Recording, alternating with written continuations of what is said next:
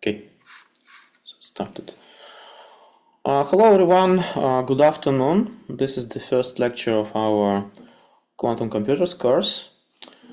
And let's start with a rather brief introduction to the field.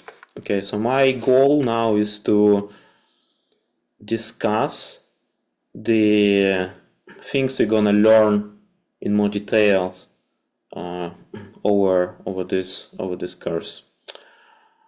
And also I'm gonna give you some motivation behind quantum, why we need quantum computers, because quantum computer, as you probably know, is not just a replacement of electronic, traditional, conventional computers. This is something else. So it might make sense to state these all things in advance. So first of all, I encourage you to go and to check out the web page of my lab, which is called QTM, Quantum Technology and Metamaterials, and so check out for the research, kind of research we do conduct, and maybe for open positions if you're interested. And of course, I am always open for any types of discussion, especially on research. All right, so why we need quantum computers, right?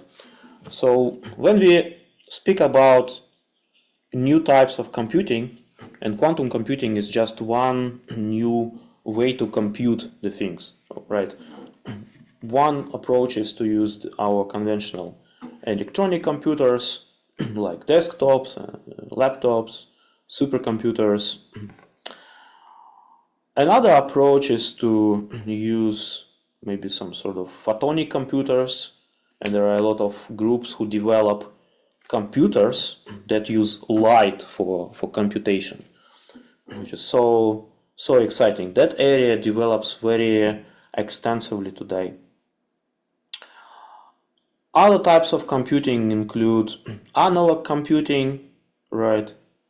One can go to on YouTube and watch some videos about how people use mechanical things like pendulums, these springs, and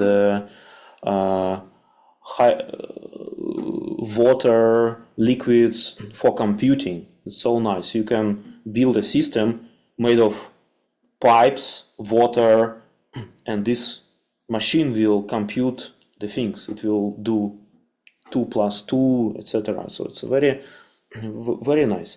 And quantum computing is just another approach to computing, and very specific computing. Okay, so why new computing? Because we have the Moore's law, and this one is known as first Moore's law, which states that the number of transistors in our CPU, right, the processor, doubles every 2 years. So it's basically exponential growth in the number of transistors. But it used to be so until recently, until maybe 2010. So if you ever noticed, we don't have much increase in the operational frequency of our processors today. That's because the number of transistors per processor saturated at that time. So it's saturated, and in order to increase our computational power, we need to increase the number of cores. Right. So today this number of cores grows extensively, but the frequency saturated. And that of course has a by a reason, right? So if you look at the progress in this area, starting from Motorola, as an example, this Motorola chipset fabricated the year I was born, right? So 1987 is the year when I was born. So at that time, we had the typical size of a transistor in a processor of around 800 nanometers. So it's a very, very small number. You wouldn't even see such an element by naked eye, but still it's a big number comparing to today's numbers, right? And if you take an optical microscope and look at this processor, you would see such a sophisticated structure, which is called CMOS structure, and basically every single element here represents the transistor and the conductors, connectors between the transistors. And yeah, so this CMOS technology enable us to fabricate such a complex electronic circuits.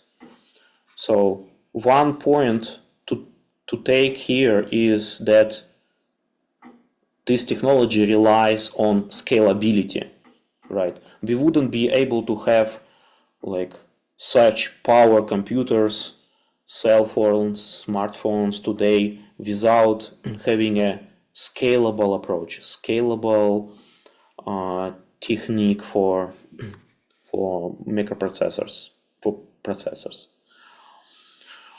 In the year I graduated from high school, 2004, we had processors with the characteristic size of 90 nanometers. In the year of my PhD defense in 2013, we already had processors of 28 nanometers. You can notice such a great development here, right? Then the year I moved to United States in 2016, we had processors of 16 nanometers. For example, this Intel Core i7, which was the very great number, right, at that time. And yeah, so the year when I got my first faculty position, we had the numbers around 7 nanometers. And the year I joined FIU, Florida International, we already had and have the processors of 5 nanometer size of the single transistor on the chip. And today, some companies claim 2-3 nanometers, but of course this is the lateral side, this lateral size. But taking the if you look at these transistors, you will notice that okay, the lateral size is around 2-3 nanometers, but they have this outplane size, this vertical size, which is much larger. So it's still comparable to 5 nanometers, I would say. Okay, and no progress, and no progress expected in this area any further. Why? Because of the physical restrictions, fundamental limitations here. So probably from high school or maybe first so maybe quantum physics course in the university, you might already heard about this de Broglie wavelengths, right? This is the wave which is associated with a small particle. Let's say we have an electron. Electron has a particular energy, and this energy is connected to the wave that is, so you can imagine this like an electron, like a ball which is surrounded with a wave. So this wave is called de Broglie wave, and the characteristic wavelength is de Broglie wavelength.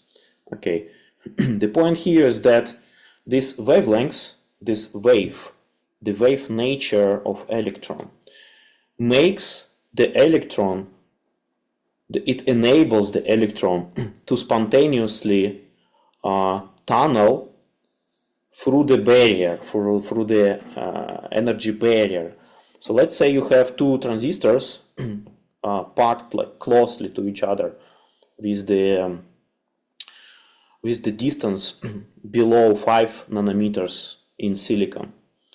Then the electron in one transistor will tunnel spontaneously to the second transistor and vice versa. And in the result, it will be spread over several transistors, and you wouldn't be able to control this electron, this particular transistor anymore. Okay, so this conventional approach doesn't work at the scale below roughly 5 nanometers. You can have 2-3 nanometers, but this comes with the increase of the number of computational errors, mistakes, right? So you can't control these things. So this is the first time we encounter quantum effects. Okay, one can use this tunneling between the transistors for a new type of transistors, this quantum, let's say quantum transistors. This is a good point. The bad point here is that this approach is not scalable. Okay, and people around the world, research laboratories and companies, try to develop new types of transistors.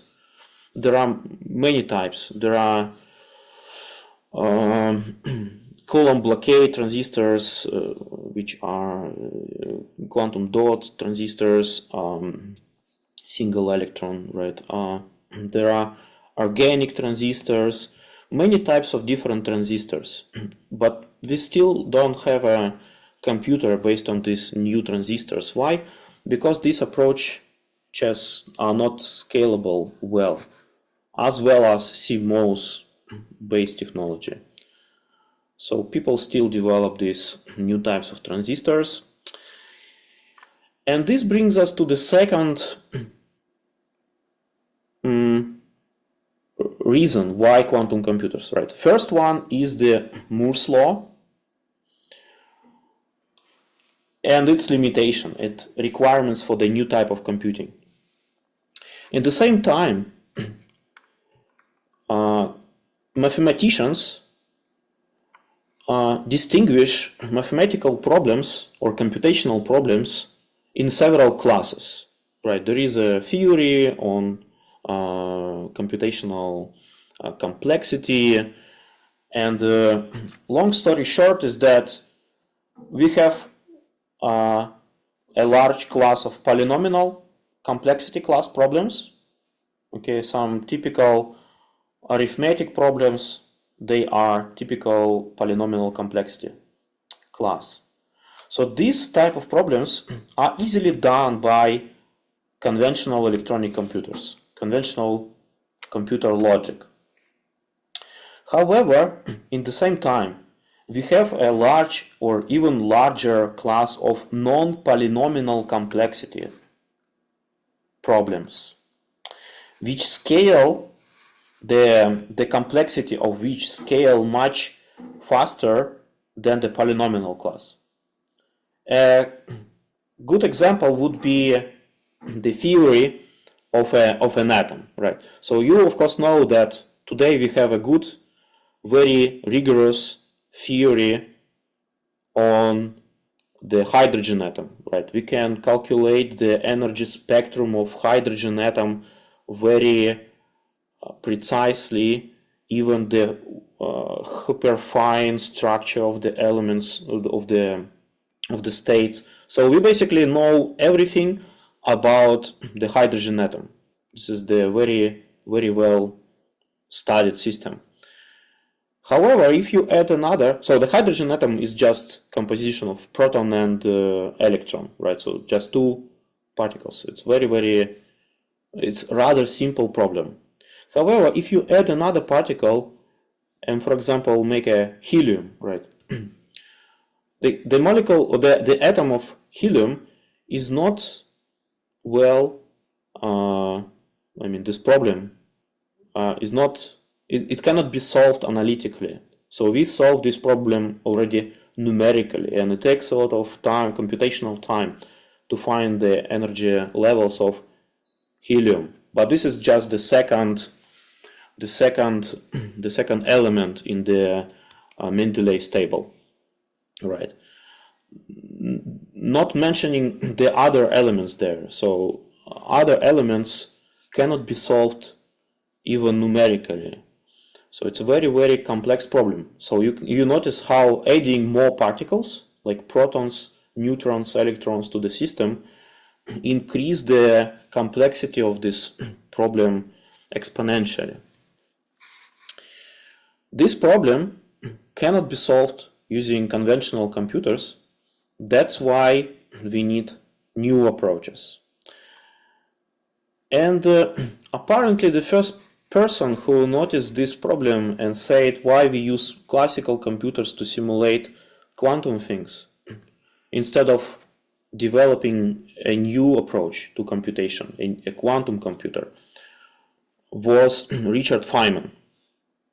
Okay, so he said that basically we can try to develop a system which operates on quantum principles to compute a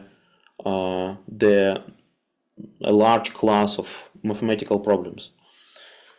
And these problems include not only the spectra of the molecules and atoms. It also includes the factorization of large numbers, as you probably know. And this is a very important problem. And if we ever, I would say when we finally get a powerful enough quantum computer to factorize large numbers, it will be a big disaster for security, because today we use this approach to basically save our money when we do transactions from bank to bank, etc. So all our life is based on this approach. And if you get a quantum computer, that will ruin a large class of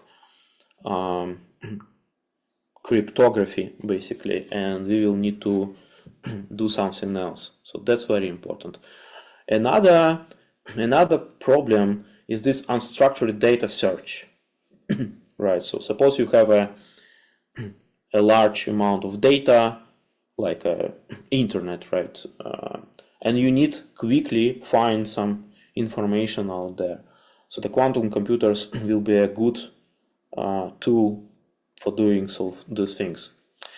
And as I already said, this problem of first principle calculation of atoms and molecules, this will open up a huge amount of opportunities, because this will allow us not to design materials by blind search, right? It will allow us to tailor materials from scratch at our view. For example, let's say you need to develop a new medicine for treating some sort of disease, illness. For example, this COVID. Do you remember about COVID anymore? Yeah, people needed to develop a medicine, right? And how they basically do so, they do blind search. They try different components, different chemicals, then do a lot of lab tests with mice and then people and etc. And this process takes a lot of time. It's a very time-consuming process. Some of these medicines required over 10 years or even 30 years of tests. So it's a very long process. And it would be really great to be able to take this molecule, that molecule, put them, the information of those, into the quantum computer and ask to calculate how they will interact, what kind of new materials it will produce, instead of doing these things by hand and do the blind search. Right. So today we already have a number of the quantum algorithms for that, for calculation, computation of these complex molecule interactions. This area develops very significantly today. Yeah, and another reason or another example would be to come up with an approach how to get rid of this carbon dioxide, for example, from the atmosphere, right? How to accumulate it and collect it, and because of this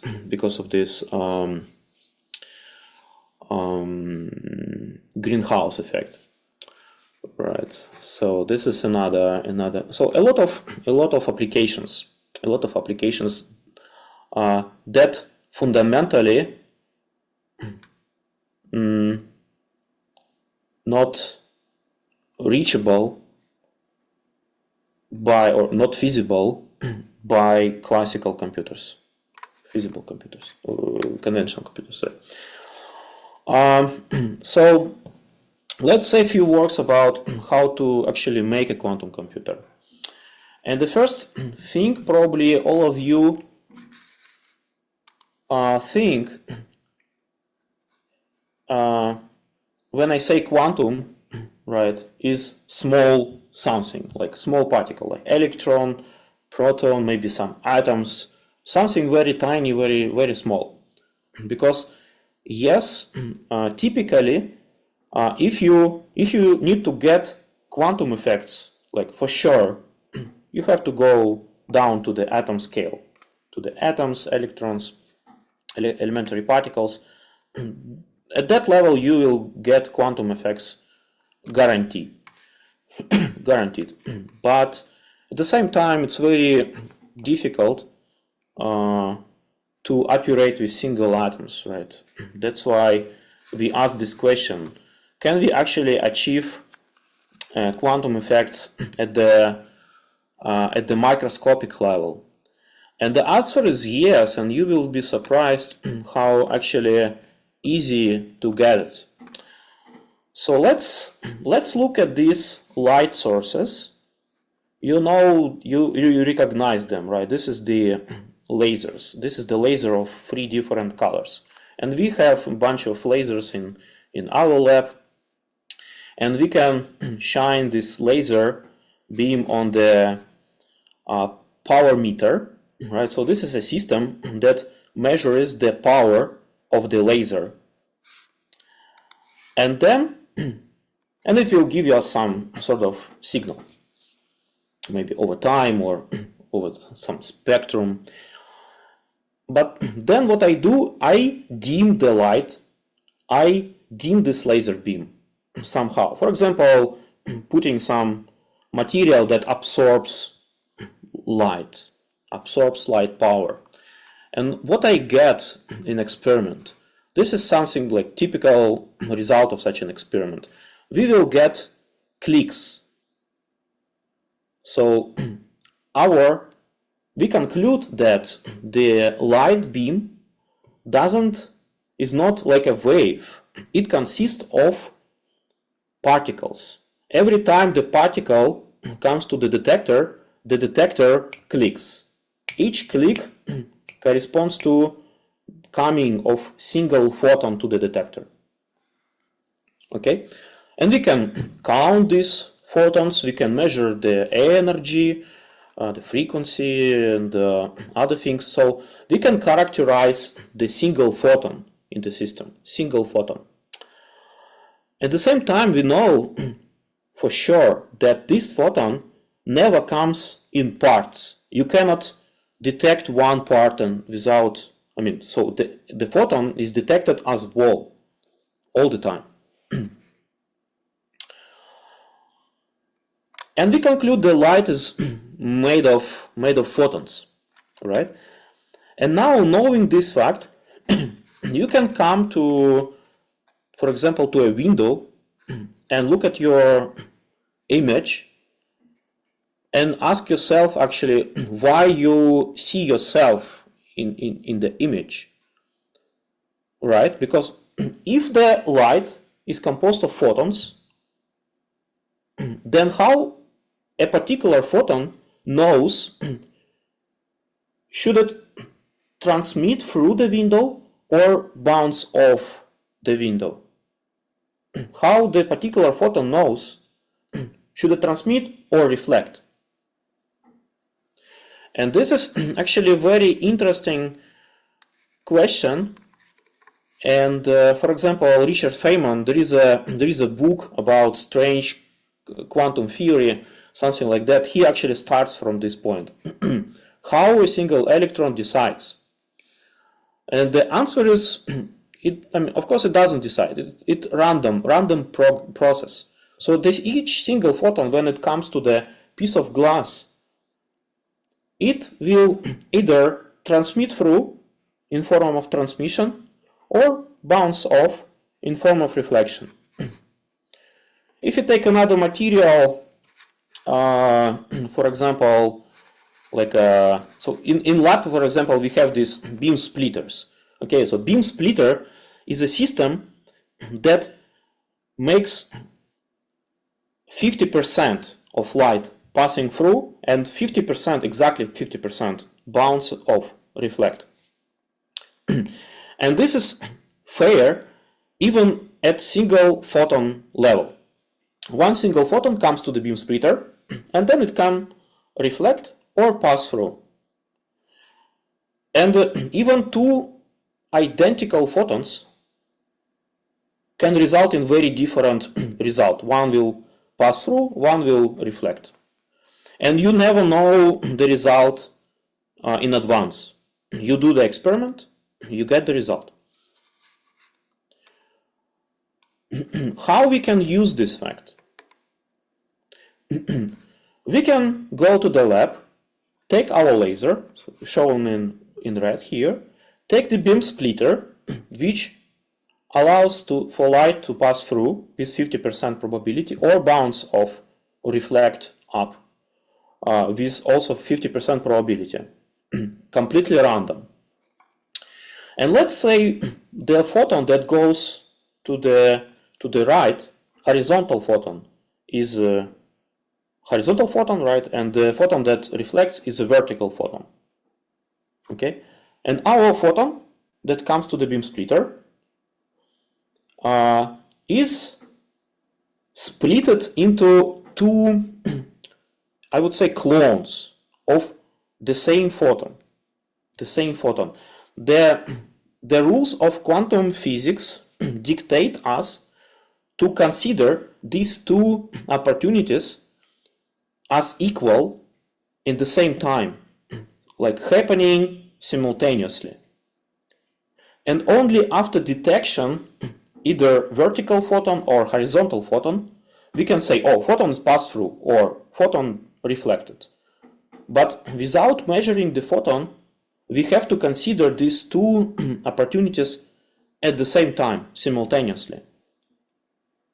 And this is what we call a qubit, a computational bit. So you can already make a quantum logic based on this simple experiment. Single laser beam splitter creates, we call this quantum superposition. The photon exists in both states simultaneously until you measure the photon in one of these states. I really hope this is crystal clear. So having such a system, such a beam splitter, let's ask ourselves, so what if I absorb horizontal photon And absorption plays a role of detection, right? So we interact with the photon. So if it's absorbed, we know that the photon was in the horizontal state.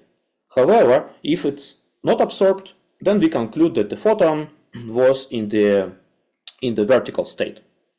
Okay, and then we ask this photon, or we make it to interact with another beam splitter, which again splits the photon or the state of the photon in 25% to the vertical and horizontal. Yes, the result will be 25% of finding photon in the upper state, or in the, yes, let's say upper state, and 25% in the horizontal state. Okay. For example, yeah, sending a lot of photons to the system, let's say 1,000 photons. Roughly 25% of these photons will go up, and if I put the detector there, I will count roughly 250 photons. And likewise, if I put this detector here, I will count in average 250 photons in the horizontal state. We call this particle-like behavior, the photon in the particle state. For example, if you put some sort of a separator of classical particles, it would behave exactly the same way. If photons would be like particles, like sand or something. However, if I remove this absorber and make these two beams interact in the second beam splitter, I will get something very interesting here. So now, if you do the calculations, and we will do some of this, you will find out that surprisingly, the photon, instead of like going 50% up, 50% horizontal, you can get a regime when all photons, like all 1,000 photons, go up in output from the second beam splitter, and no photons go in the horizontal direction. And this works for every single photon. So one photon comes to the first beam splitter. The first beam splitter creates two clones of a single photon, right? Then two clones propagate through this horizontal part here, and then they come interfere. They interact in the second beam splitter. So I want you to understand these things. So the photon interacts with itself, or interfere with itself, and this is called single photon interference. And this is one example of wave-like behavior of the particle. And as a result of this, we can get, for example, this interference pattern. And taking into account that all this is because of the coherence of the wavelengths of the light source, and the light in the wavelengths of the photon is of roughly 400 nanometers, so very, very small number, right? So this system is very, very sensitive to any variations, and we can use this for sensing applications. And in fact, a system like this has been recently used, for example, to detect the gravitational waves, right? So it's a very, very interesting area of research. And this is an example that in order to get quantum and quantum states, quantum interference, superposition, we don't need atoms. We can even realize this in our lab. And a picture like this, the interference pattern, we easily get in my lab. So if you ever stop by my lab, you can play with such interferometers. This type of interferometer is, by the way, called Mach-Zehnder interferometer. and yeah, it can be used for quantum computing too. So let's discuss the key components of any quantum computer. One component is the quantum state and quantum superposition, when something, like photon in our previous case, can be presented in two states in the same time, simultaneously.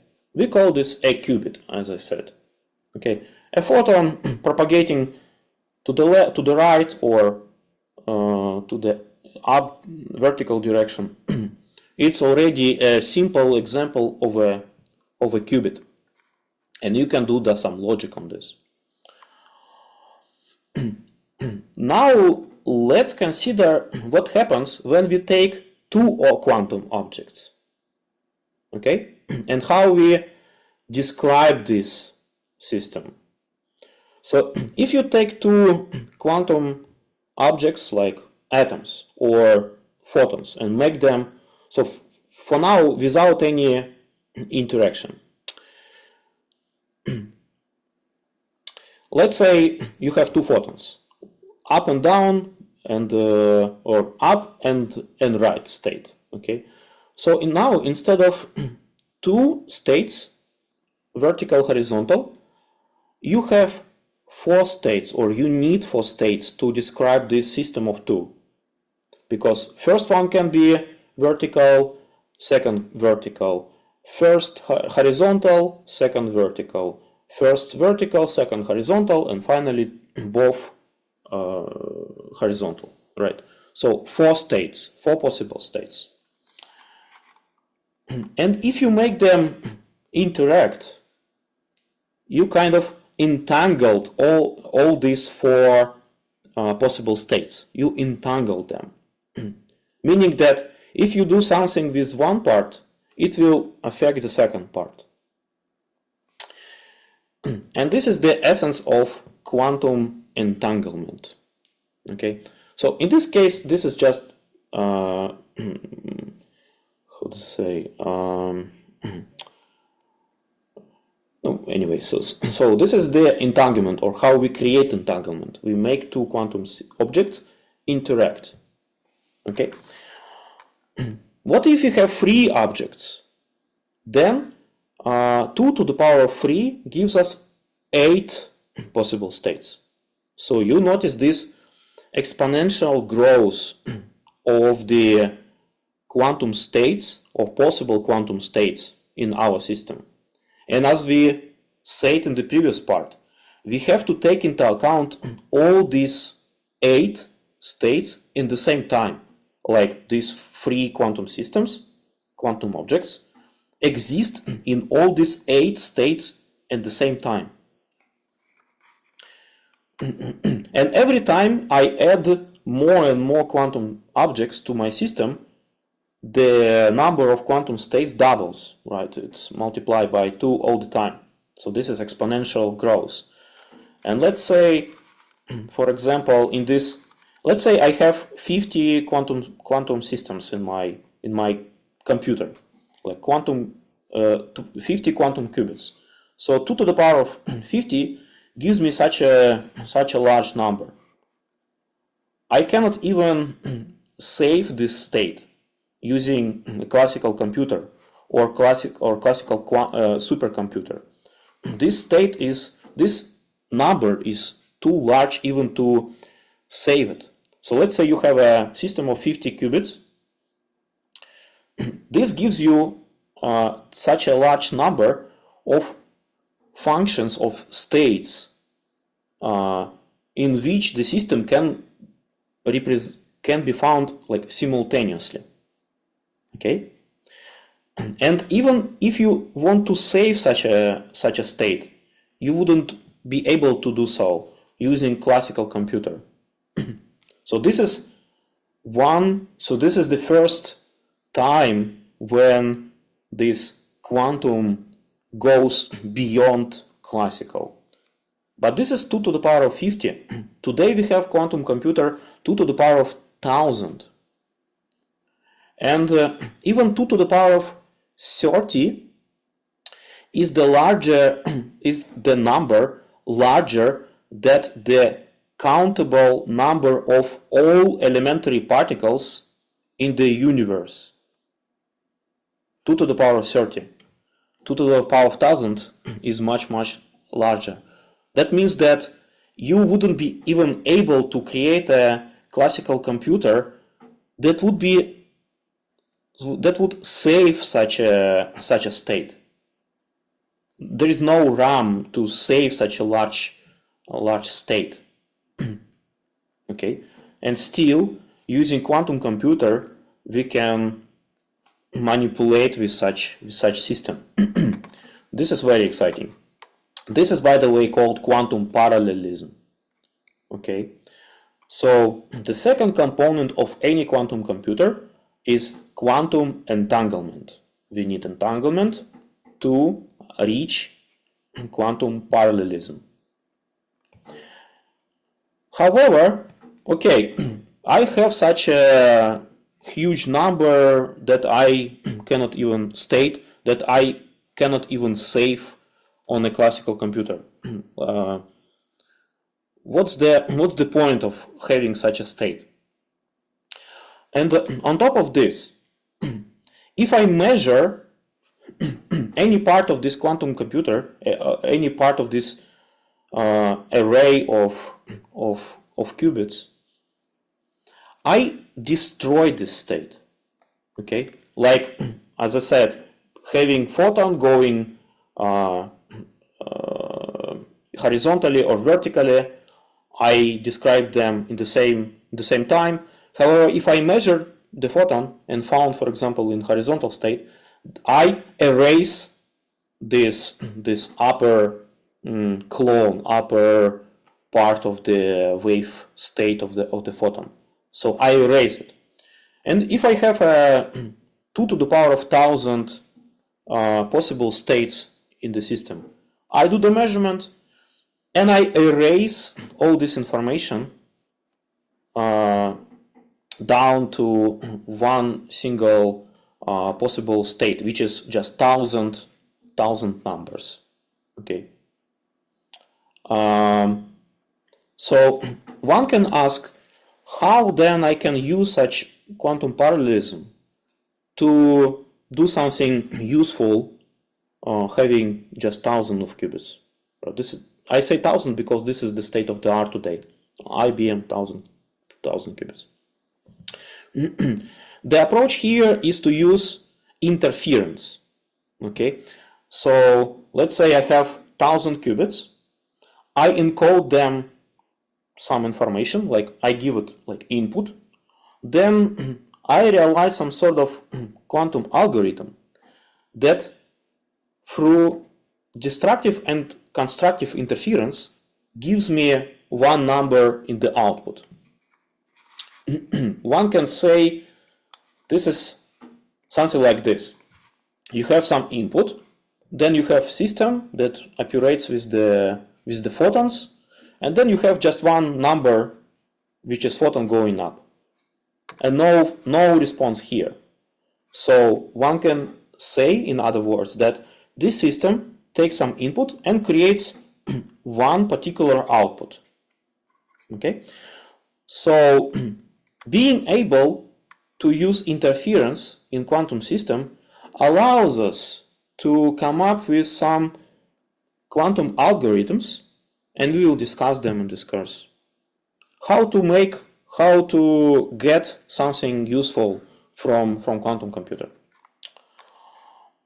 A good example here, I particularly like this example, is like the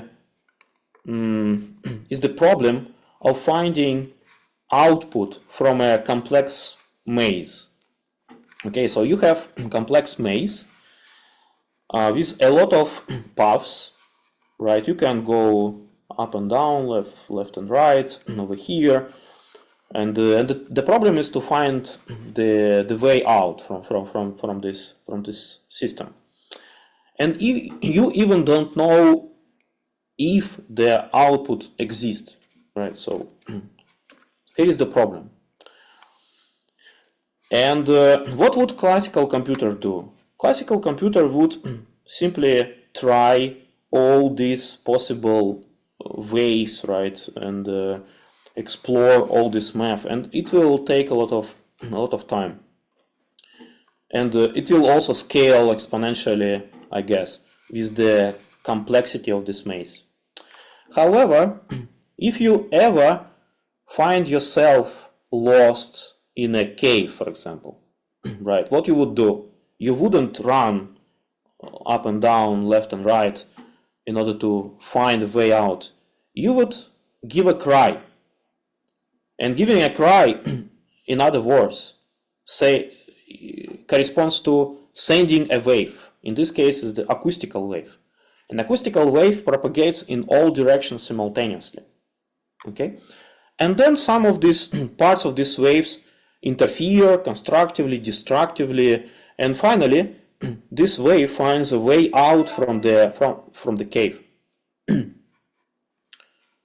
This is how it works, right? This is another approach to solve this problem. Came to the input of this maze, give it a cry, and wait for the output, the sound from this output. This is the way. Here is some simple simulation for a simple maze that exemplifies this point. So we have a maze. This maze is relatively simple, just for demonstration. We send a wave in the input, and the wave propagates through all possible directions in this maze at the same time, simultaneously. And the key word here is simultaneously, in parallel, and eventually find this way out from this output. This is, in some sense, how quantum algorithms work. You create an entangled state of a number of qubits, send it the initial state, then manipulate with these qubits in a way to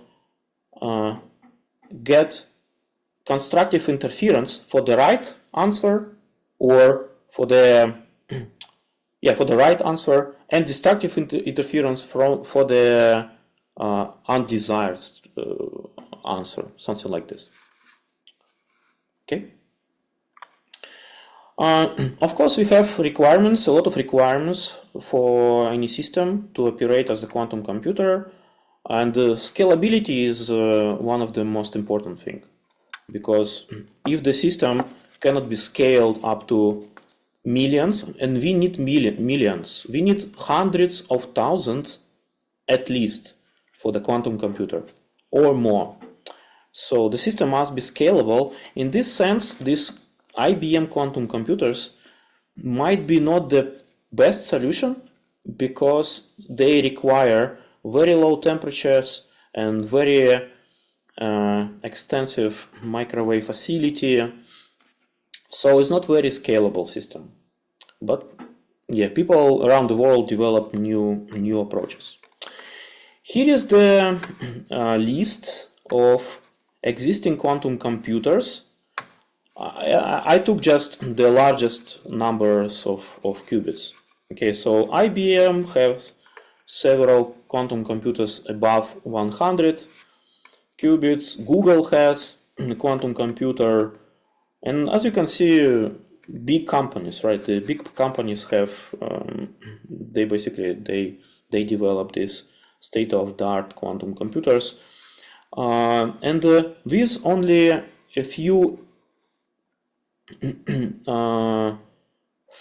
computers based on other approaches, the vast majority of today's quantum computers based on superconducting. We will discuss them towards to the end of this course. Yeah, and I also added this list also, but it's still or yet not the state of the art. Today we have over 1,000 qubits IBM recently announced. Yeah, so superconducting quantum computers, just few words, the benefits, right? So this is essentially just a PCB board with metallic elements. You create metallic elements. We are all electrical engineers, right? We know this microstrip lines and PCB boards, how to make a resonator, for example, with distributed parameters like this, etc. The couplers. So all this area is essentially mostly based on electrical engineers, like any person who has a understanding of microwave and RF circuits with distributed parameters can design something like this. Okay, in some of our works we use this software, traditional software for circuit design to develop a quantum circuit. Yeah, so this is very well based on electrical engineering. And this is how a typical system looks like. Okay, so this is the dilution refrigerator.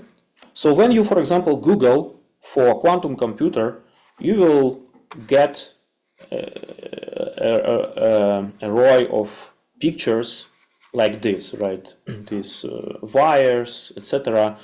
The funny point here is that it's just the cryo stuff. This is the cooler, basically a fancy schmancy refrigerator. The quantum computer is set all the way down over here and small thing, and the rest is the hardware, basically how you excite it, how you get the signal from the processor, but the rest is just the cooler. And you might notice, for example, just for 50 qubits, how complex this wiring is, right? A lot of coaxial cables, microwave equipment, and smiling guy denotes like the pain, right? It's very complex and very difficult system to use. People really struggle using these machines, and the price is over 1 million. It's a multi-million dollars machine, so it's maybe only for big companies. And yes, at the same time, we believe that other approaches will lead to more scalable and more feasible systems. One approach, possible approach, is to use photons. This is the platform I started with. And this is the state of the art. So this is the optical table.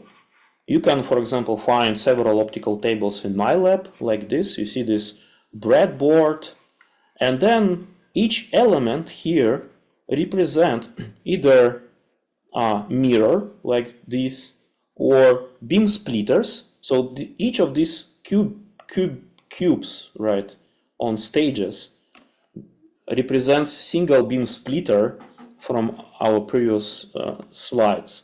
So it's a very complex system. People demonstrated some quantum logic, quantum operation with such a computer, but there is a number of very fundamental restrictions here that we will also discuss toward to the end of this course. Other applications of quantum, it's not only for computing, right? It's also for quantum key distribution. This is very, I would say, mature area today. People communicate through the quantum, using the quantum state of light or RF fields, for example, this satellite channel of communication. Yeah, so it's a very mature area of research. We won't touch this, of course. Another area is quantum sensing.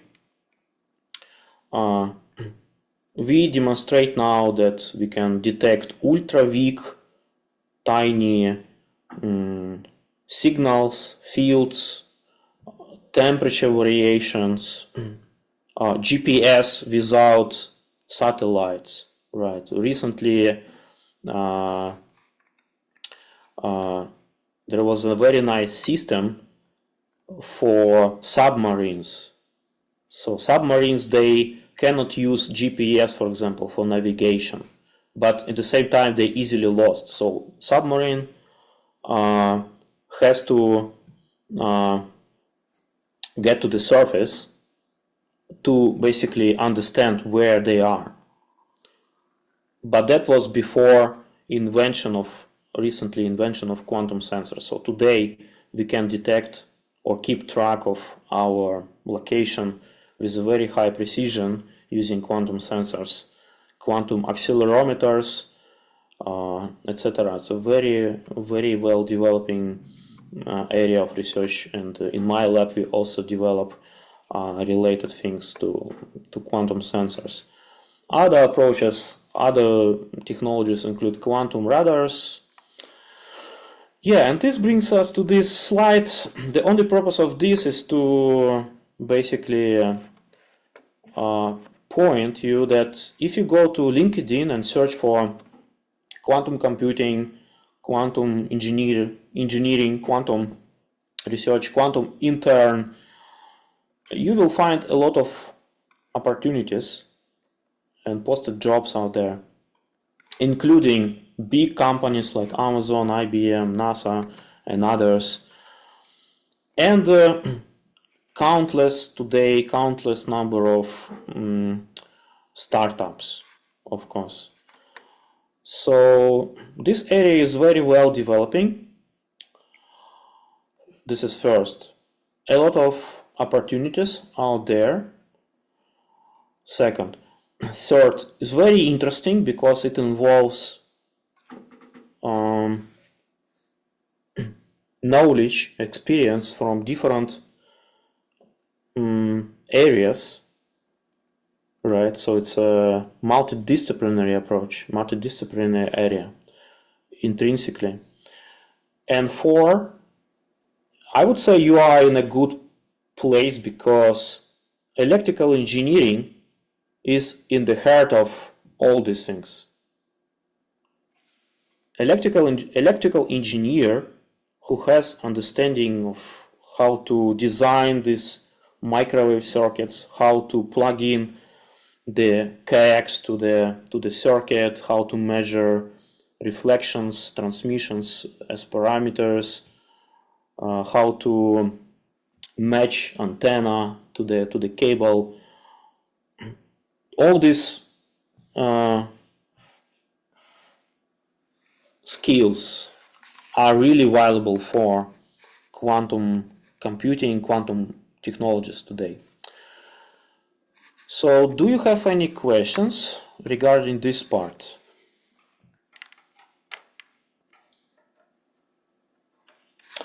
If not, let me transit then to the. Let us. Yes. Mm-hmm. So I just have a quick question about when you were talking about the maze, or you were showing the maze. Yeah. So I'm guessing in some aspects, quantum isn't always the correct, way to think about doing things, because isn't that kind of like a brute force type of way of going about a maze, or how to calculate through a maze? So the point here is that the maze is just an example of the way you can think about quantum.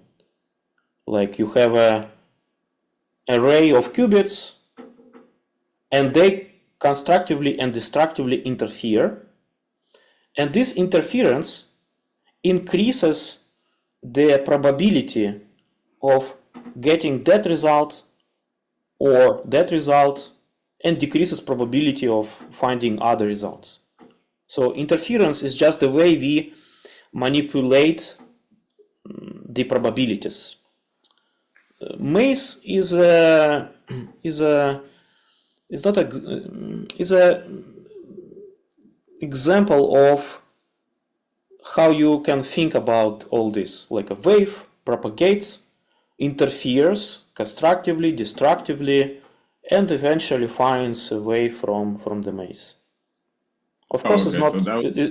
it's not quantum picture. It's completely classical everywhere. It doesn't relate directly to the rest of the course. This is just example of how classical computer works, exploring all the possible paths in the system, and the wave approach based. When you send wave, it reflects and interferes destructively, constructively, and eventually finds a way, which is much, much faster, right? Okay, yeah, I was just thinking about more or less the aspect of runtime and the space complexity when you run certain algorithms, but I get what you're saying. Yeah, so basically this brings us to the first, to the introduction to the Python, right? Today we just will start talking about this. So the Python, right? Python is computational programming language, right? And the reason why Python became so popular today is its simple syntaxes, right? The way how we write the programs. And I will give you just a few examples today. And that's why people around the world created a lot of different libraries. For example, NumPy, SciPy, SymPy. We will use, for example, NumPy in our course and sometimes SymPy.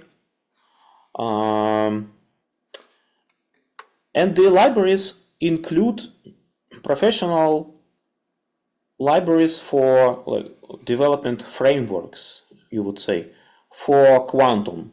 The examples include Qiskit, which is IBM-based framework. And other examples include Cirq, which is Google-based framework, and others.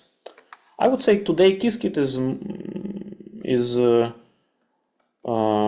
mostly, is the most popular, but people use also a lot Cirq, for example, if you want to run something with this Google quantum computers or use some of their algorithms, especially in machine learning.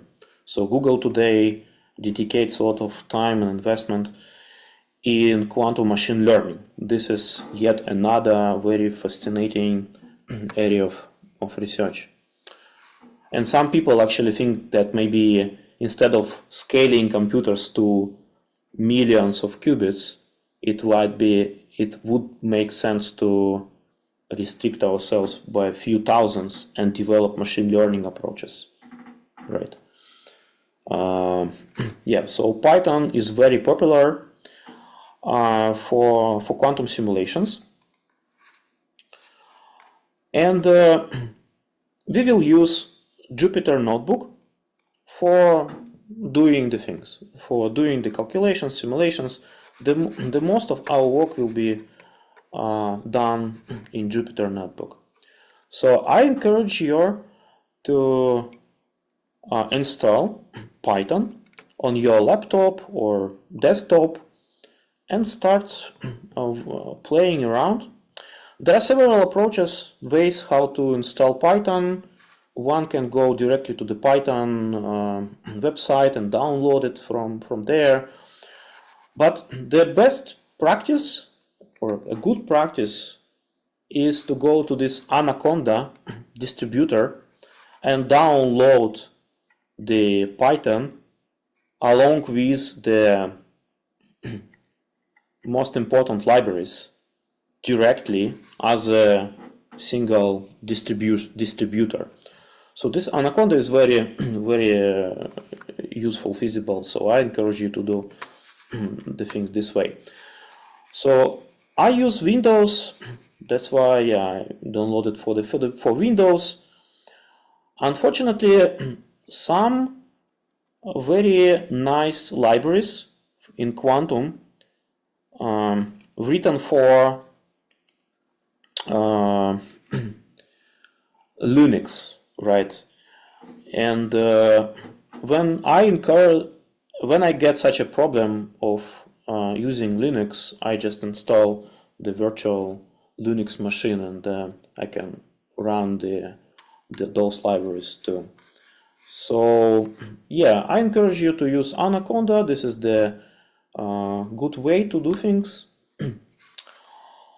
You can download and install, but you can also use their cloud networks to do the computations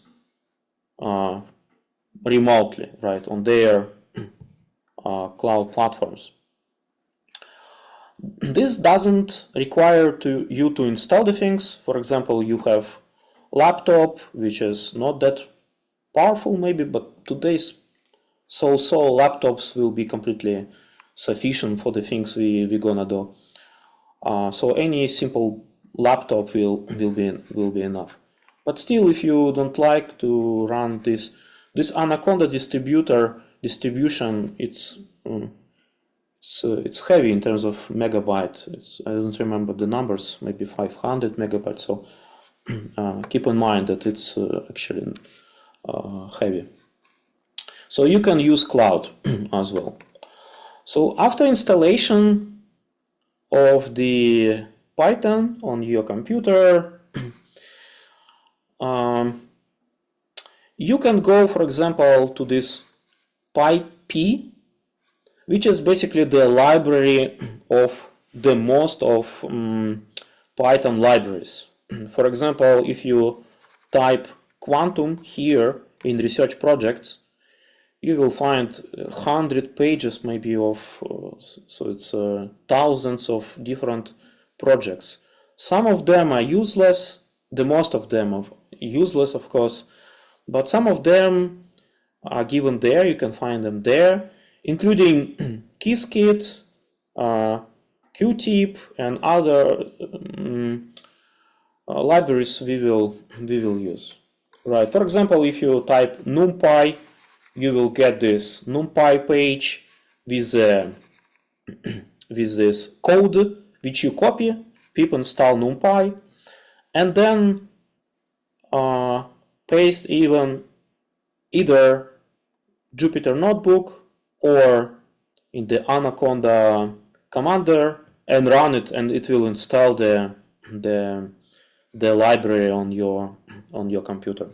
So this is very simple. Another resource is, of course, GitHub. You very well know this one, right? This not only for Python but all other things. And I plan to post this course, the Jupyter Notebook files, on GitHub periodically. So this project, this course, will be also on GitHub.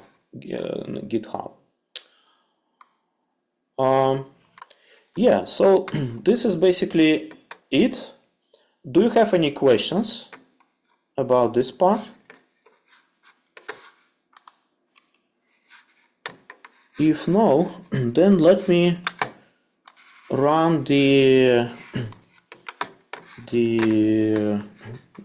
Jupyter Notebook and share the screen. So do you see my Jupyter Notebook? Yes. Yes. Awesome. Yeah, so basically you just find it in Run and click on the Jupyter Notebook, and this is the way you launch it. This is all browser based. So all this work in browser. Sometimes you should deactivate this ad block, the things. I noticed that sometimes it spoils the things. So since no ad here, right, it's completely safe to disable them. And yeah, so let me launch this file, lecture number 1, and quickly, because I have just maybe 10 minutes or so, go through this file I prepared today. Okay, so why Python and why Python for quantum? We already said a few words, and as I promised, 2 examples of why Python is actually very handy, very useful. So first example is about slicing. So it's very easy to work with lists, arrays, matrices, basically with data using Python. And in Python, the making a slice, for example, of array of a list of numbers like this, right, is very simple. It's just command with these brackets, and then you indicate which elements from this list you want to slice, to take. And as a result, so I give it the array of numbers. I say that as a new variable or a new object, I need to take only the numbers from 2 to 5, okay, with the step 1, and and I ask it to return the numbers, right? So I get 2, 3, 4. So you of course know, I just remind you that in Python the numbering starts from 0, right? So 0, 1, 2, that's why it returns me the elements from 2 to 4, because this element 5 is actually 4 plus 1. Right. This is first example. Slicing and working with data presented in form of tables, arrays, is very feasible in Python. As we will see, any data from quantum computer, for example, is essentially a very large matrix or very large matrices. And Python can easily manipulate, do the slices of the matrices, take the data from these arrays. And another example, like a typical example here, is the showing how easily to make an exchange of variables. Okay, so let's suppose I have one variable which is integer a equal to 10 and b equal to 5. Okay, and I want to exchange these two. So I want to make b equal to 10 and a equal to 5. And in other computational languages like Pascal, right, it would take several lines of codes. Like I would introduce another object and save a to that object, then another object b, and then say rename that. So it would make a lot of, I mean, not make a lot of, but several lines of the code. But in Python, it's made just in one single simple line like this. So when I name the parameters, the variables, I can do this in line, like say a, comma b. I would write a equals b, b equals a. It would do the same thing. But in Python, I can even boil it down to one single line. Okay, so and I just run it and I see a equals 5, b equals 10. So this is another example of powerfulness of Python. That's why more and more people program the things on Python. Okay, so talking about Python, talking about Jupyter Notebook, right? And why we use Jupyter Notebook? Because it's very interactive. It's actually extremely interactive. For example, you can write your lectures using Jupyter Notebook. It's very, very simple. So you notice some text here, right? That's because I create this line, this cell, as a markdown. Okay, so I can change between code. So now this line is represented, the cell presented in the code format that can be run, and in this case it's going to be like a mistake here, or markdown. Markdown is used to write the things. Okay, so for example, if I create a new chapter, I put this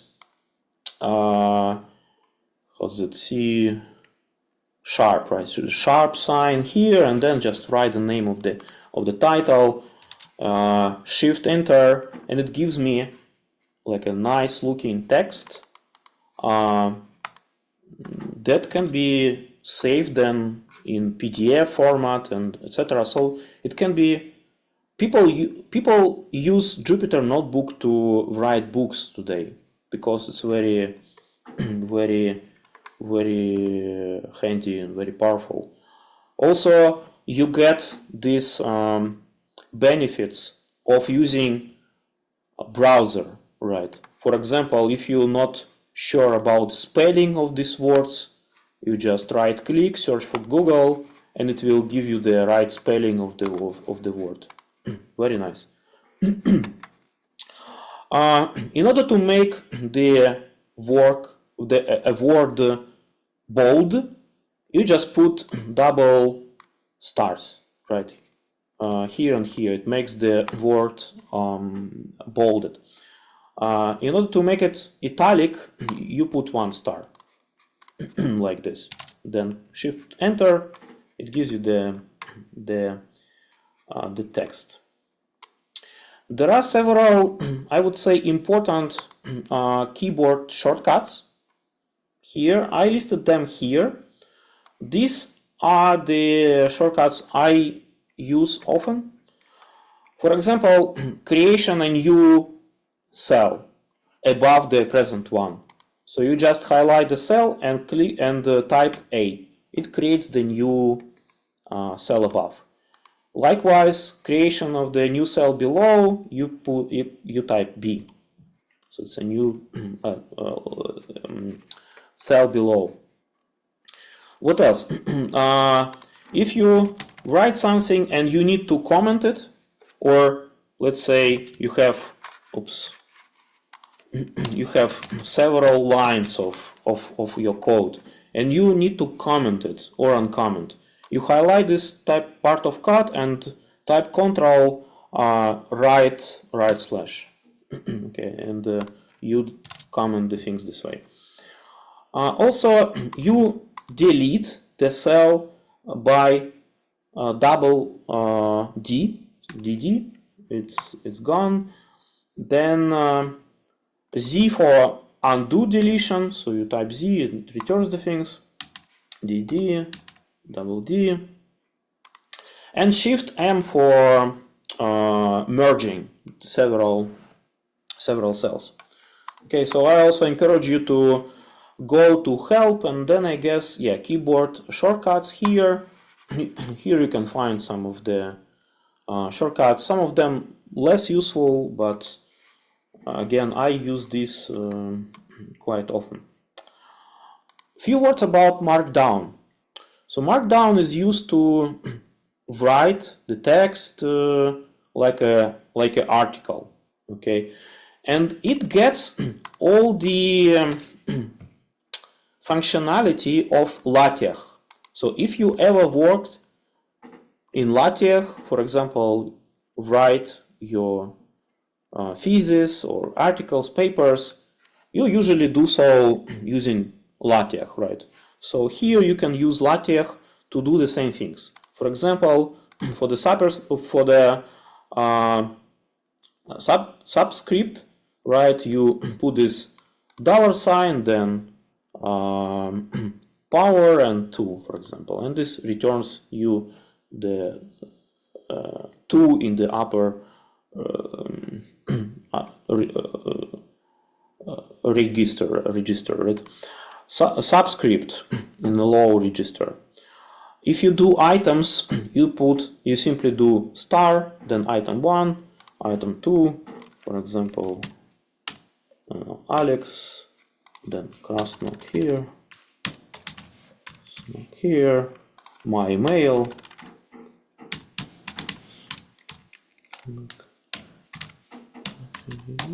Right, it will return this list of items, and it understands that this is the email address.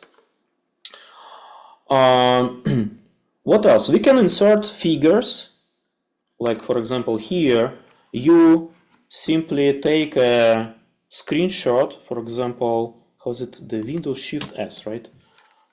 And then I do some screenshot like this, and then I can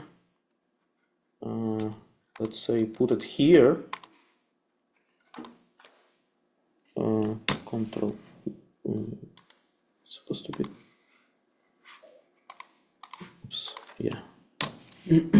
You change it, don't forget to change to markdown, just copy paste and the figure is here, yeah, or like this. This is the emblem of logo of my lab. You can also insert the, for example, YouTube video.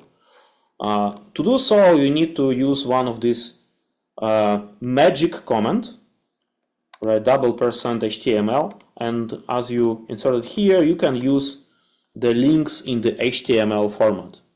Like for example, here I run this cell, and it brings me to the one of the YouTube videos of the previous computer class, and you can watch it here. Okay. Formulas, as I said, you use LaTeX functionality here, so all the formulas are written in LaTeX, right?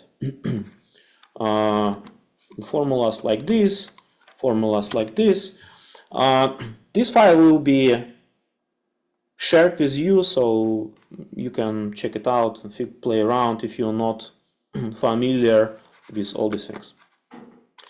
So next, libraries.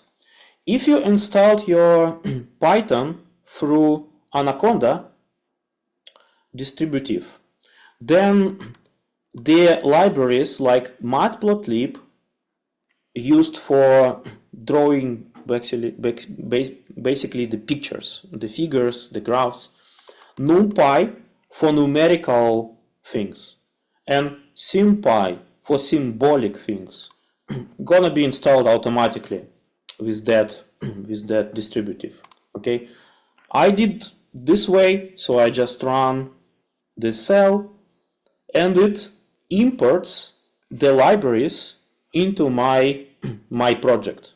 Okay, without importing the libraries, I wouldn't be able to use these libraries in my particular project. You can import a library as and give it some arbitrary name. Like typical name for matplotlib is plt, standing for plot, NumPy and p, SymPy as p, right? This is how you distinguish between different libraries using this the names, the prefixes. All right. A few words about these libraries. NumPy conducts the numerical things. So, for example, when I did my PhD, right, I used significantly it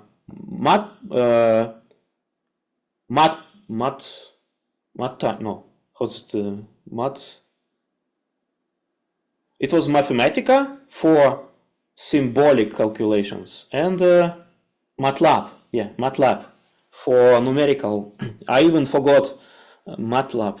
Yeah, because today we don't need MATLAB. MATLAB is for money. They need this. They distribute this license, and the license is very pricey. So today people use this NumPy because it's completely replaces the functionality of MATLAB. And yeah, as I said, it's used for numerical things. Like numerical means that your variable gets a particular value, right? For example, here in this line I create a matrix. Okay, so I call to the library NumPy, typing the unique name. Then matrix stands for the announcement of the matrix, right? And then this matrix 1 0 0 minus 1 is saved to the, well, it's saved on the computer, and then I give the link to this object, this matrix, and call this link A. This is how it works. So basically I created the matrix A here. In the second line I create matrix B, and I can, for example, print the matrix A. It looks like this, or matrix B. And of course I can do the typical linear algebra things, like I can sum the matrices, I can take the product of them by elements, or take the matrix product of the matrices. We will discuss in what follows, hopefully next week. So NumPy is for numerical things. SymPy. SymPy stands for symbolic Python, right? You use SymPy when you need to do something symbolic, like writing formulas, like actual formulas. For example, in order to use x in the symbol form, you create this x as a graphical representation, like here, right? So I announce x variable and give it a graphical representation, just like looking like x. And then I can use this object, for example, for computation. For example, I can take the power of 2, right? So the double star creates the power. So yeah, it creates the x to the power of 2. Yeah, so it looks like if you would write the formula by hand. Likewise, if you need to use, for example, functions like sine, right? You type sympy.sine x, and it understands that you're talking about sine of x. If you need to substitute this x for the actual number, for example, like x, right? You substitute in this x for 1. A beauty of SymPy is that you can use traditional elements, like traditional way you do quantum computations, like traditional objects. For example, you can create the cat element. We will discuss this cat bra notation. Here, I just want to show this, right? This functionality. So it creates this element with this vertical line, this angle, and this some letter between. And we notice these objects in the presentations, right? So this is the way we represent the quantum state, quantum vector. And these quantum vectors can be of different type, and yeah, I can create cat1, cat2, and then, for example, do the superposition of the two, like cat1 plus cat2 over some value.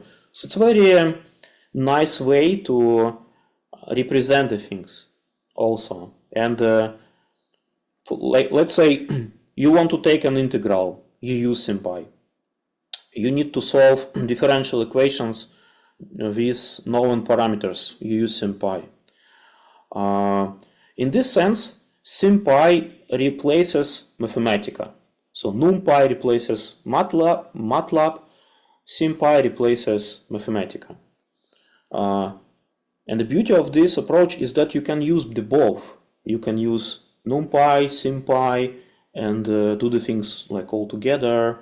And this is very, very exciting.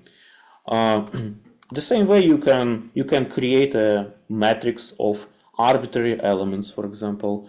Like for example, here I announce 4 elements, A, B, C, D, give it the way I represent these elements, and then again create a matrix and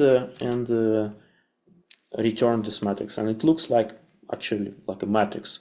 Compare this one and this one, right? So these are essentially 2 matrices, but this is something that we used to when we talk about matrices. Installation of the libraries that are not included in the Anaconda, right? So the first one is Qiskit. So we will use Qiskit for quantum simulations. This is IBM library, and installation of Qiskit is just you type here pipe install Qiskit. Okay, so in my case it will take some time, maybe a minute or so. In my case it's already installed, and I can use it right away. In your case it will be like installed first. Okay, and when it's installed, you can import Qiskit to your project. Yeah, so in my case it's already satisfied. So in my case it's already installed, and I can import Qiskit to my project.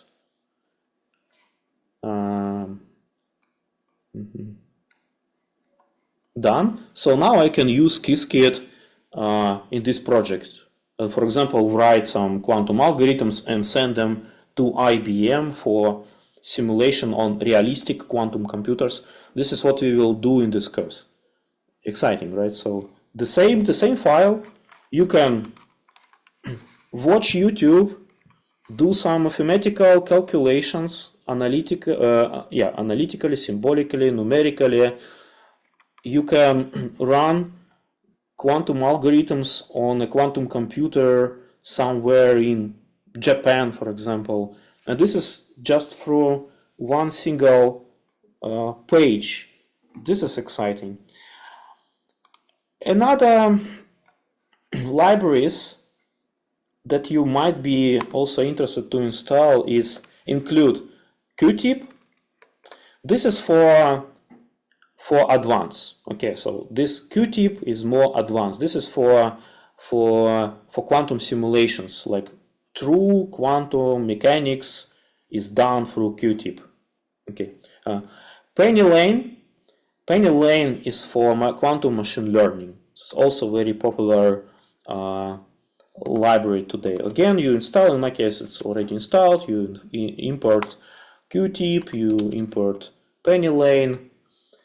And this is as simple as it is. Okay, and finally, just few words about matplotlib. Right, matplotlib is used for basically making figures and drawing, right? Representing data in form of graphics.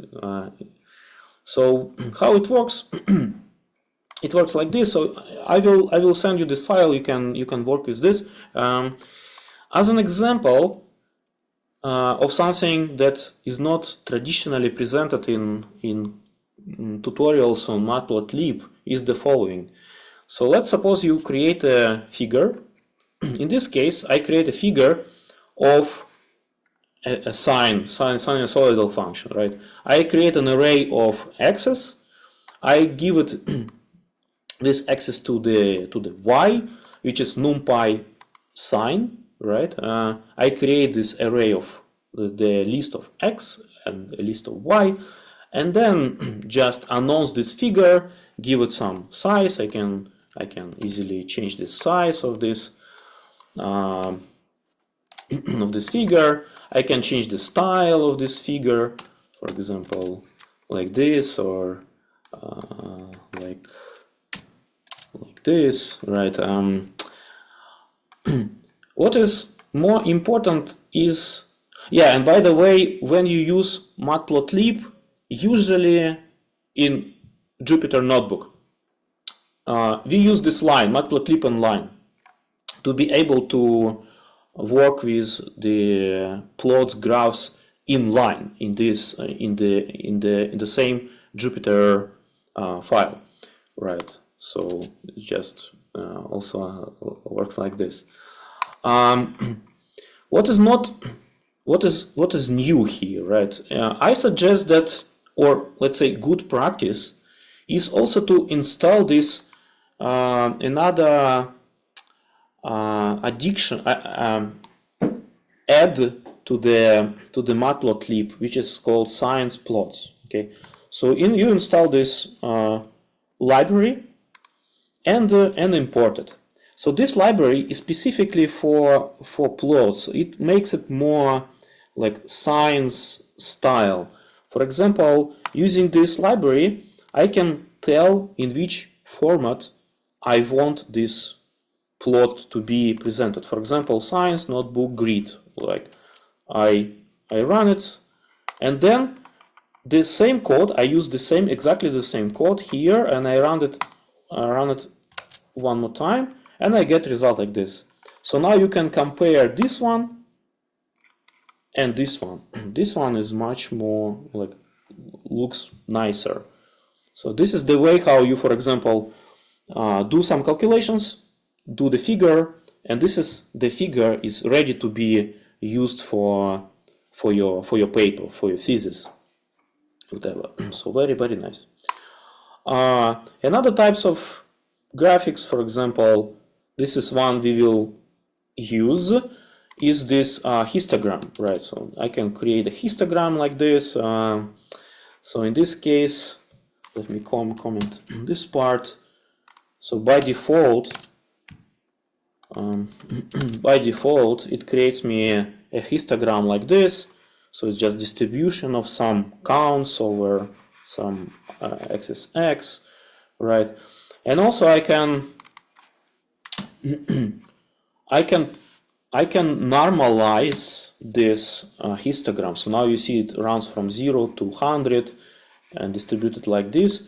I can easily normalize this result. So we often want to normalize the things because we're interested in the shape rather than actual values, right? So it's done just typing density true, and it does the normalization. If I want to change the style, for example, to make it step-like, I type his type step, and it creates me the step-like result like this. If I want to represent two results, for example, of this experiment, right, this random number generator, I call this function twice and do this plot on the same plot like this. So you can notice that shape is the same, right, but the particular values changed because of the randomness of this random number generator. And finally, if I want to, for example, create a figure composed of two panels like A and B, I can use this axis subplots function, okay, and then using the subplot function, I can work with I can create an array of, for example, two, as in this case, figures, and I can work with all the panels one by one. For example, like this, right? So this code creates the two panels. One is taken from this sign, another one is this histogram. Like I can also write this the names for the axis, x and y, the title, the name of the graph. Yeah, a lot of functionality. And if I want, for example, change the orientation of these graphs, it's very easy, like this.